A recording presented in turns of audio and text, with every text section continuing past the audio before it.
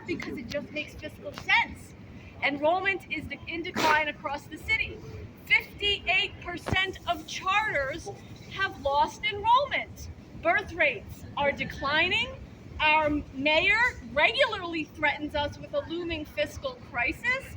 Rents are on the rise, and New York City can no longer pay charters in free private space. Right. The state excludes New York City from the transition aid that other charter-saturated districts benefit from. Governor Hochul, we have our fair share of charter schools at over 80% of the charter schools in the state. The entire system is competing for the same students.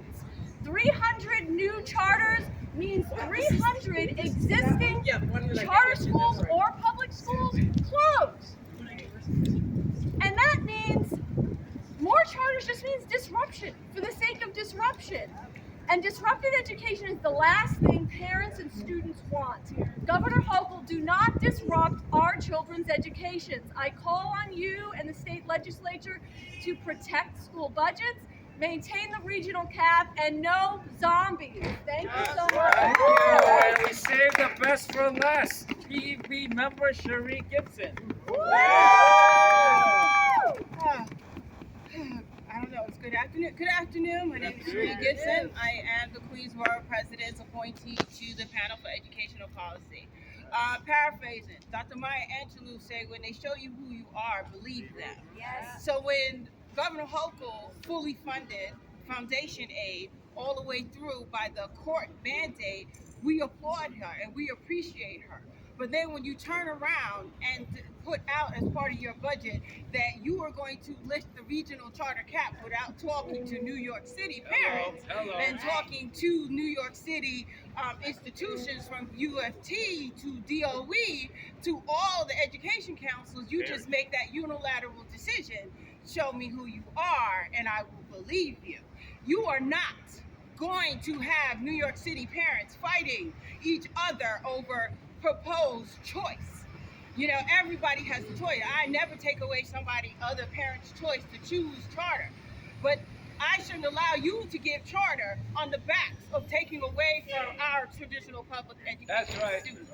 So if you want to do what is best for New York City and New York City's parents, how about putting in some accountability to these charters about where their enrollment numbers are? How about putting some accountability that they take on the fiscal responsibility of their own infrastructures and their own building?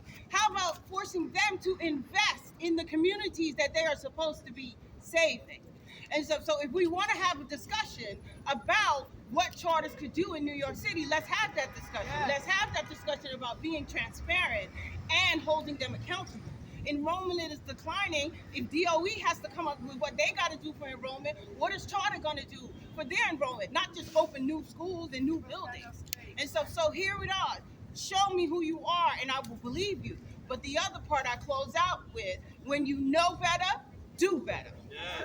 Right. Yeah. And there you have it. Thanks for being out here. If there's no questions, I have questions. I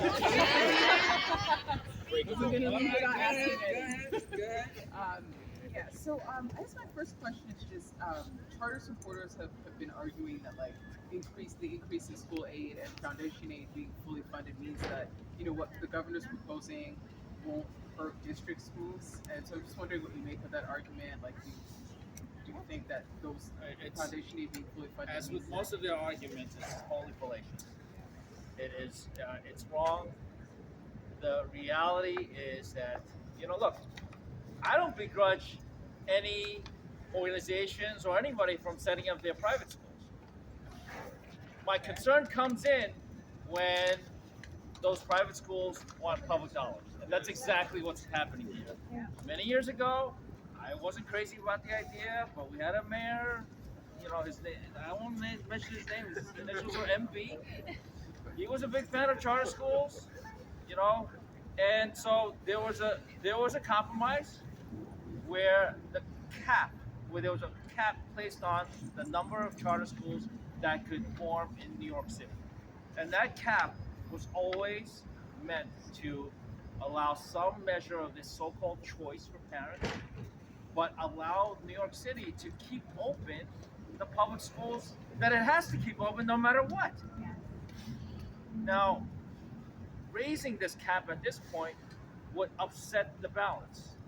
And the other thing is, and I've said this many times, nobody has offered any reason for raising that cap, for disturbing that balance, other than the fact that the city has reached a cap. Why have a cap in the first place? The whole logic of the cap was to preserve that balance, and there's no reason to upset that. And my second question is just for all of you, like, what do you think are some solutions, given that there's a demand for families for charters? I know Senator Brisport, you've spoken about turning charters into community schools. Do you all support that? Like, what do you see as a solution to that There's demand? a demand. I'll invite Senator Brisport to come up, or anybody to come up. I'll say there's a demand for good schools. Right. No question about it. There's a demand for good schools. The charters like to say there's a huge waiting list. We established a long time ago when I was a member of the Education Committee here in the City Council that the DOE doesn't maintain wait lists for public schools. If they did, I guarantee you there'd be long wait lists for many public schools as well. Right. So we're not. I mean, that's just empty rhetoric, really. I'll let Senator Brisport answer. Sorry, I'll just be brief. I've seen parents in my district. Oh, there's a mic over here. Sorry. All right, so I've seen parents in my district have a demand for after-school programs. Yeah. I've seen my parents have a demand for robust, extracurriculars. Yeah. I've seen my parents have a demand for sports programs. Yeah. What we're talking about is a demand for fully funded schools. Yeah. So for charter schools to come in and claim that they can do that by both stealing money from public schools and getting money from Wall Street, that's not the model we should be following. Community schools, making sure every school is fully funded with robust after-school and extracurriculars, that's the way. There you go. Yes. Yes, Jillian. Senator Liu, there were a lot of state senators here today, many of them on committees super relevant to this issue, chairing those committees. What are the chances what do you think the chances are of this remaining in the budget and getting through the Senate and the Assembly?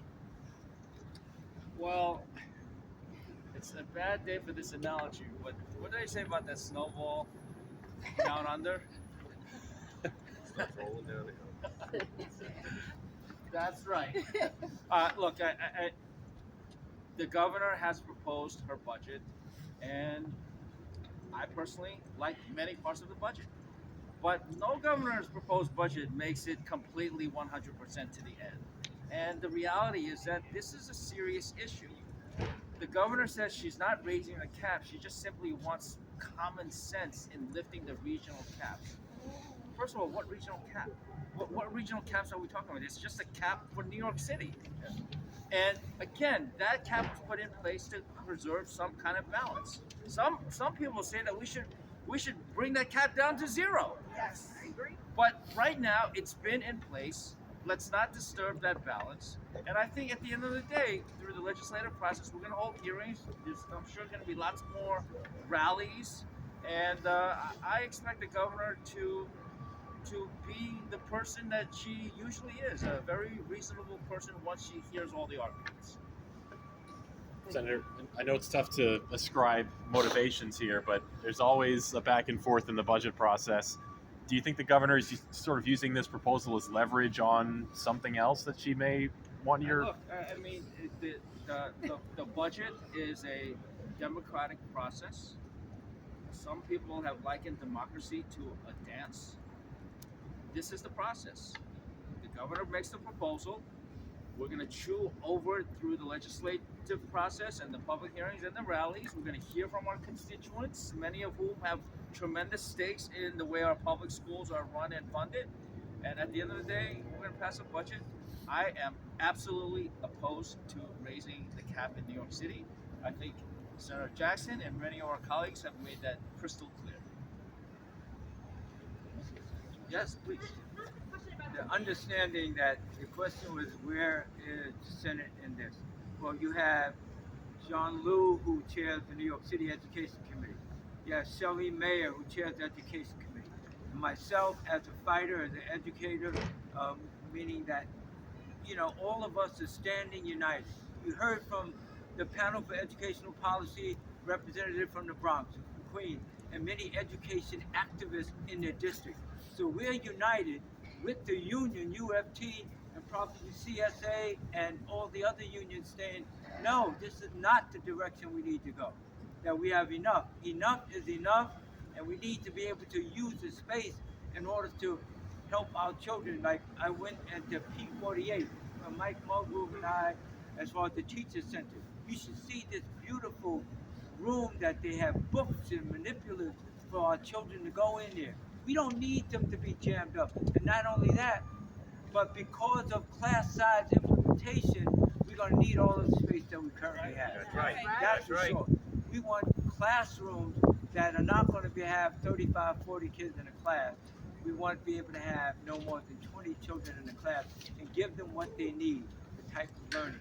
And that's what this is about. So we stand united in saying this needs to go away. This is totally unacceptable to the people, the advocates in New York City. This is the right thing to do. All right, last question. Is there transparency about the actual demand for these schools in our district? Just No. being parents? No. It seems that there is not, and that seems to be a major issue. Does anybody speak to that issue of actual transparency? I think you about just the did. demand? You just did. There is none. All right, let's everybody stay warm, enjoy the weekend. But this is not over. We are making it very clear that we're not going to allow an increase in charter. Thank you.